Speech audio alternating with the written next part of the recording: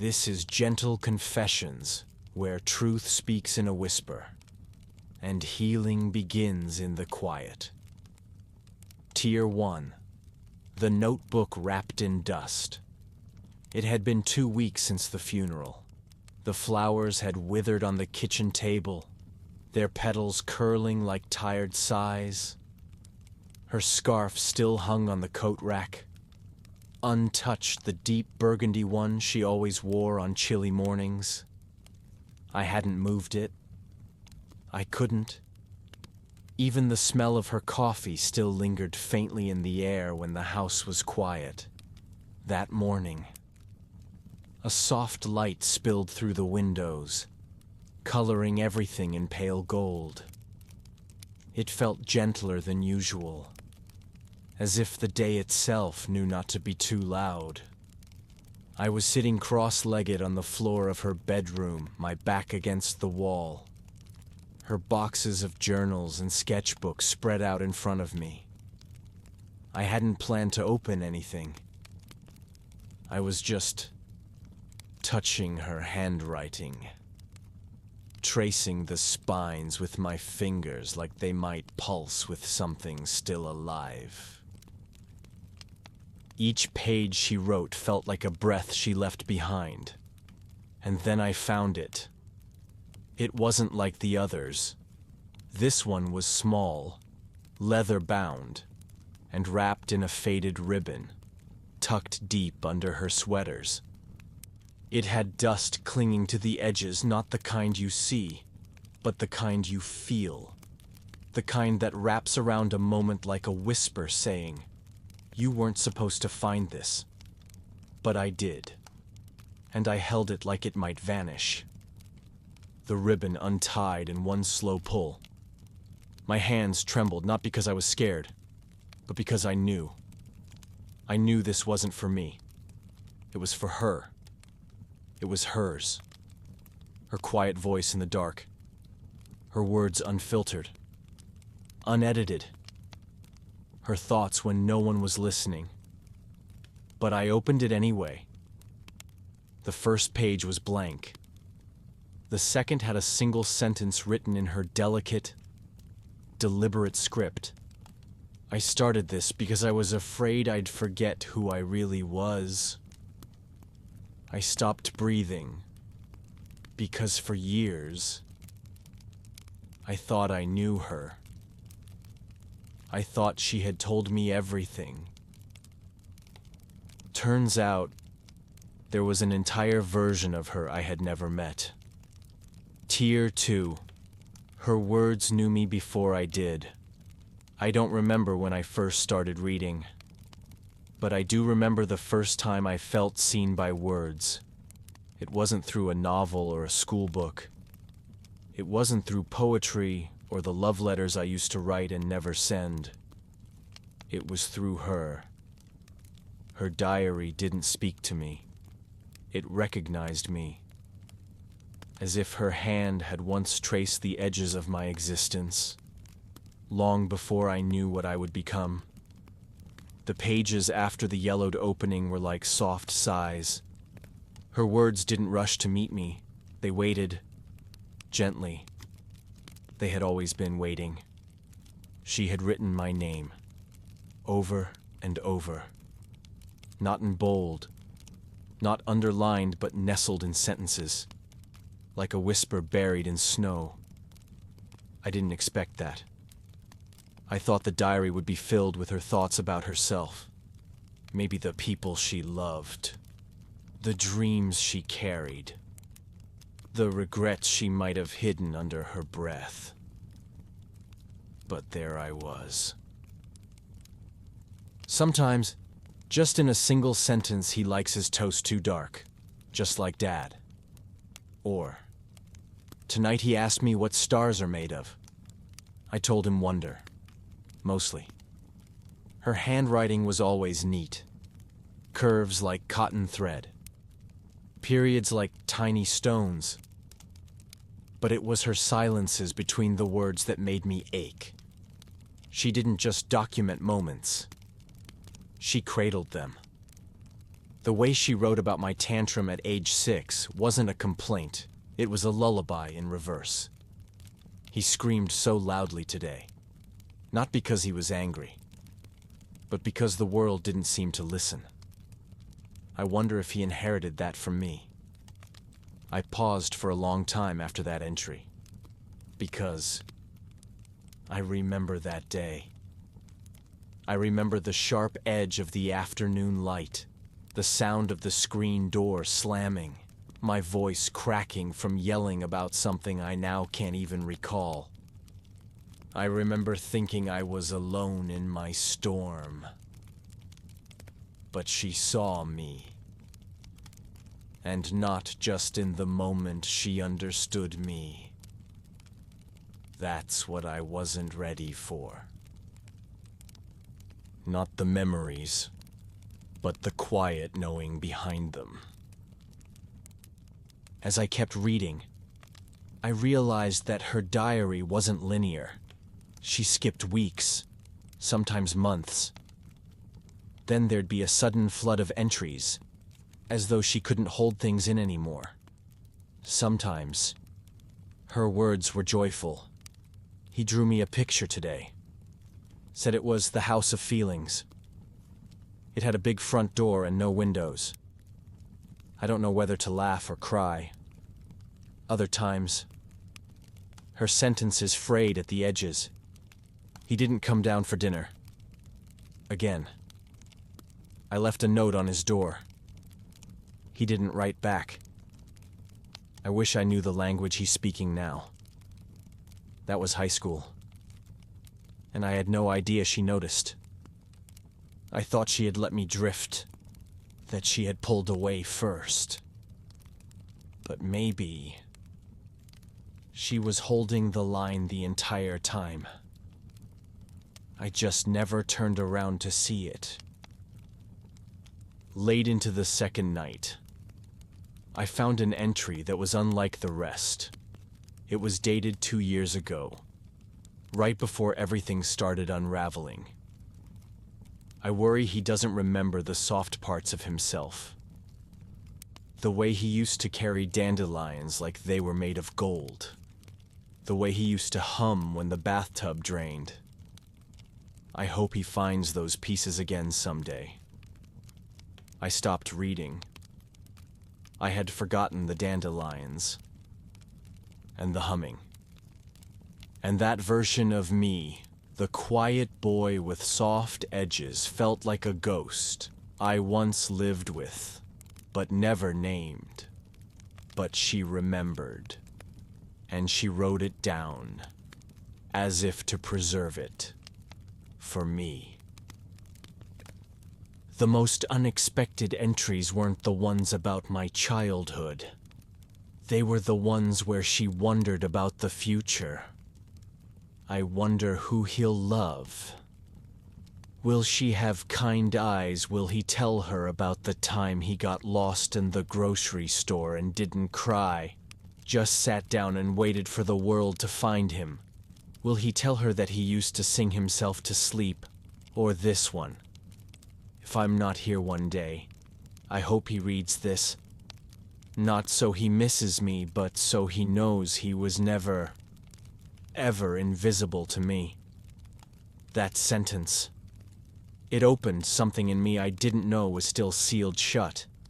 Invisible. That's how I felt after she was gone. Like I was speaking into a tunnel, and the world had stopped echoing back. But this diary, her voice, it brought the echo home. I don't know how long I sat there on the floor that night. The air had gone cold. The tea I poured hours ago was untouched. But I felt held, not in arms, not in memory, but in something deeper in recognition. She had written me back into myself, and not with grand declarations, not with advice or lessons, but with gentle observations, moments I didn't even know mattered, feelings I didn't have the language for until now. Somewhere near the end of the notebook, she wrote this. He won't remember all of this.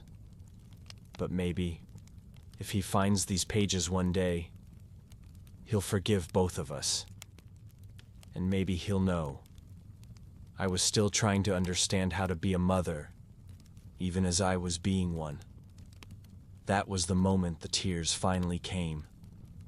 Not because I was sad, but because I finally heard her. Not just as a memory, but as a person messy, searching, loving, and afraid, just like me. The diary didn't give me closure. It gave me opening, to feel again, to remember gently, to speak softer to the boy I used to be, and to the mother I once couldn't understand. She saw me, she wrote me, and in doing so, she reminded me we are never truly lost when someone once loved us enough to write us down. Tier 3, the page that knew too much. I turned to the next page. It was a different kind of handwriting, same pen, same ink, but softer, slower. The loops were larger. The pressure on the page lighter, as if she had been tired, or maybe relieved, or maybe just careful. The date at the top was April 3rd, just 2 weeks before her last breath. My hands trembled again, and this time, I didn't try to stop them. Today I almost told him the truth. I mean, the whole thing. I thought maybe he'd sit long enough to hear me out if I made tea, if I wore that blue sweater he likes. But the words didn't come. Not the way I wanted them to. So I smiled instead, and said nothing. Again, I stopped breathing. Was it me? It had to be. I remembered the sweater. I remembered that day. I came home tired. She had already made tea. The house smelled like cinnamon and eucalyptus. She looked beautiful. I remember saying that. I don't remember her smile being so sad. The page continued, and I kept reading, as if each word was sewn into my skin. I wonder if he knows that I know, that I always knew. The calls, the silences, the way he looks at me sometimes like I'm already a memory he's trying to pack away. But I never blamed him. I think I just wanted him to tell me, to say it out loud, so I didn't have to keep carrying it all by myself. I felt the walls of the room pull in closer, like the air had thickened. She knew. Not just about the silence I thought I hid well, but about my guilt. About how I had started to drift long before she did. I closed the diary for a moment. I needed the silence. But silence wasn't comfort anymore. It was a mirror. I sat still, and I swear, I heard her breathing again like a ghost of routine, a presence I had trained myself not to feel. There was no scream inside me, no rage. Just a sharpness in the heart that felt like waking up too late for something sacred. I opened the diary again. I saw him watching the rain yesterday, and for a moment, I thought he was about to say something. But he just looked down. He always looks down. That's how I know when he's lying to himself. He looks away from everything. She knew me better than I knew myself. Better than I deserved. And still, she had made tea. She had worn that sweater. She had smiled. Because even in the knowing, she chose gentleness. Even when I didn't. The entries that followed were shorter. Fragments. Scattered thoughts written in the margins. Some unfinished. One simply read, "He doesn't know I can hear him cry in the hallway." And another, "He will never forgive himself. But I wish he would." I didn't realize I was weeping until the ink on the page started to blur. Not hers, but mine. I was no longer reading a diary. I was holding a part of her I had ignored while it still beat beside me in the night. The final paragraph on that page, though those words have never left me. If I go before I tell him, I hope he finds this. Not so he'll hurt, but so he'll understand. I loved him enough to wait, even when I knew he wouldn't come. I shut the book. It wasn't the pain that overwhelmed me. It was the grace. The unbearable weight of being loved so quietly, so completely, and realizing too late that I had mistaken her stillness for simplicity, her patience for passivity, her silence for surrender. She wasn't silent. She was waiting. Waiting for me to be brave. Waiting for me to look up. But I never did. I stared at the closed diary. My hands were still now. My tears slower. Something had changed. Not released, but shifted. Like a weight that no longer crushed, just reminded. She had written it down so I could still hear her, so I could finally listen. And now I had. For the first time, I spoke into the room. Quietly. Barely a whisper. "I'm sorry I didn't say anything. I should have." And then, almost too soft to believe, I thought I heard her voice in the back of my mind. Not in the air. Not in the room. But in me. "You just did." I stayed there, still holding the diary, as the light outside turned golden, and everything she never said began to echo in everything she left behind. And in that quiet, I finally knew what love sounds like when it waits. Tier 4. What the letters didn't say. I didn't sleep that night. I kept the diary close, resting on my lap like a sleeping child. My hands would drift toward it every few minutes, as if afraid it might disappear in the dark. The pages were no longer just paper to me, they were breath. They were warmth. They were her. Around 3 a.m. I got up and walked into the hallway, toward the little wooden chest at the end hers. She kept her letters in there. Dozens of envelopes, tied in ribbon, stacked carefully like memories wrapped in ceremony. They were addressed to no one. I had always thought they were drafts of birthday cards, unsent notes, or scraps of her poetry. She used to write poems on the back of receipts, but now, I wasn't sure. I opened the lid gently. The scent inside was faint-dried lavender, dust, and something like vanilla. Her. I picked up the first bundle. The ribbon was frayed. The envelopes were soft from time. Some corners bent like the fold of a memory that had been reopened too often. I untied the ribbon and opened one. "Dear you." It began. No name.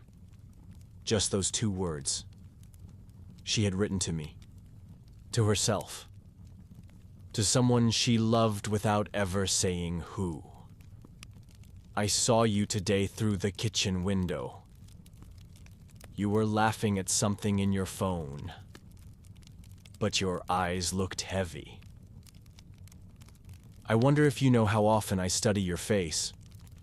Not because I'm worried, but because I love it. I really do. My throat tightened. There was nothing extraordinary in those lines. No dramatic confession. Just care. Deep. Daily. Steady care. Another letter.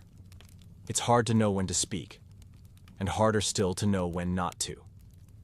I write these letters to say the things I can't fit into conversation. Not because I'm hiding them, but because they deserve their own space. She had created a secret world where her thoughts were allowed to breathe. And now I was walking through it, barefoot and uninvited, but forgiven. I read letter after letter, and each one layered a new color into my memory of her. She wasn't quiet. She was vast. Some letters were soft. You looked so tired today. I wanted to touch your shoulder, but you moved too quickly. I wonder what it's like to be you. Carrying so much you never say. Some were aching.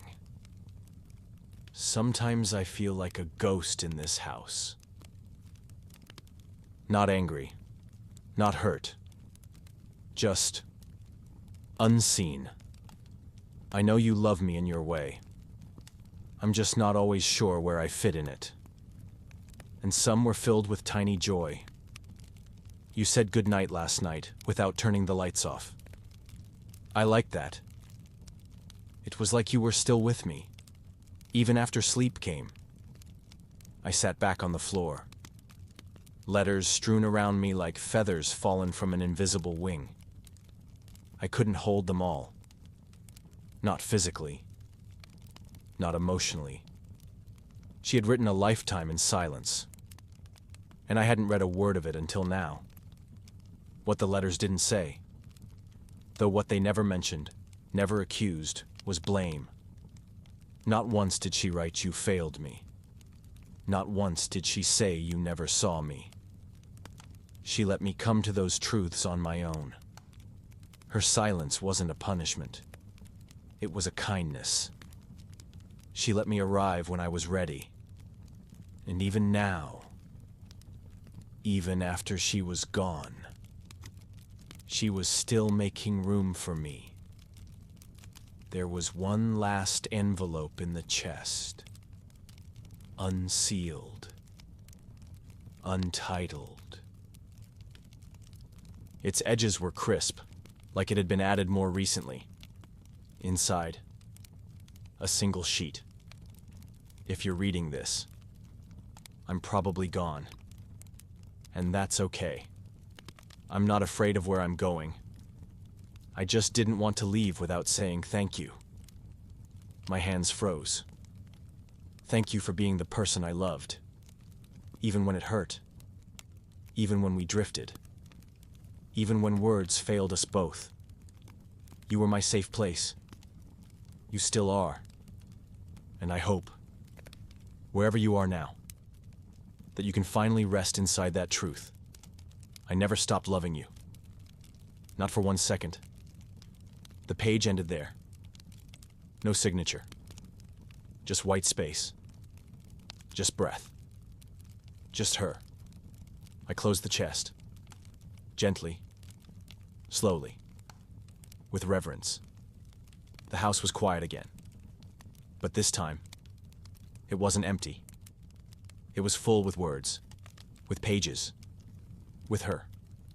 She'd left me everything I needed to begin again. Not with her, but with myself. And in the quiet that followed, I whispered to the space around me, the way she used to when watering the plants or folding laundry. I heard you. I'm here now.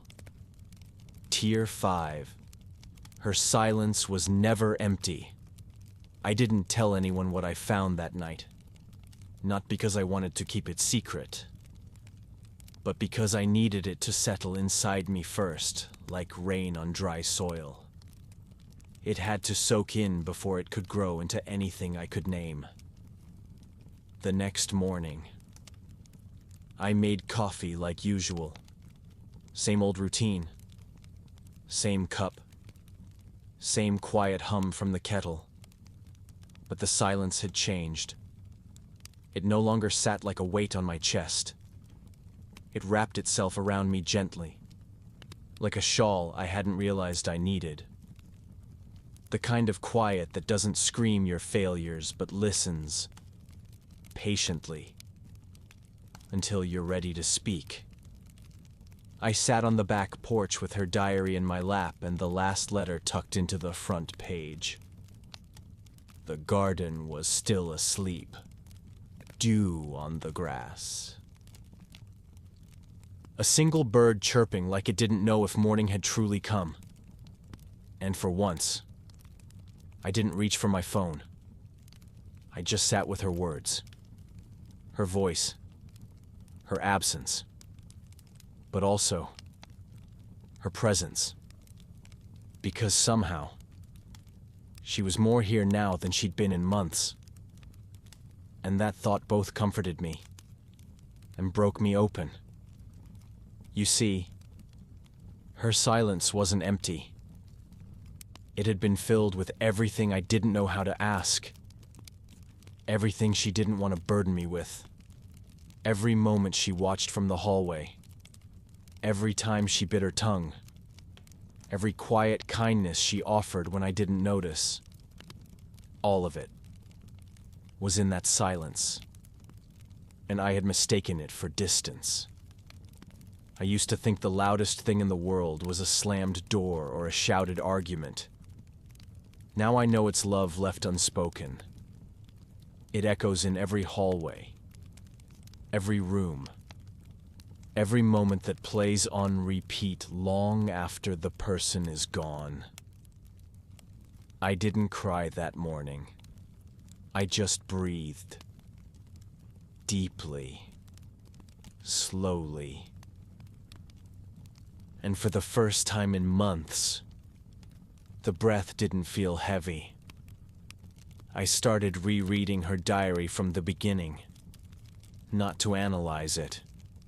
Not to mourn her all over again. But to memorize her.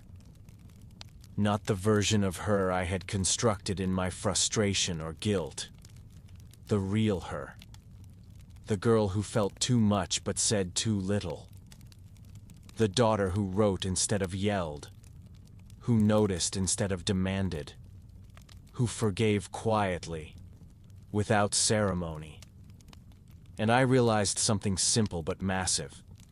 She had been waiting for me to see her. And I finally did. Not through regret, not through punishment, but through her own words, her own rhythm. I began talking to her more after that.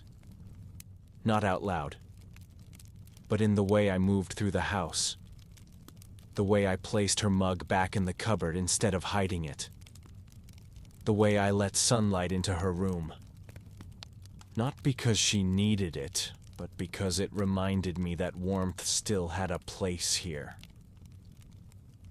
I even took one of her poems, the one about stillness, and framed it.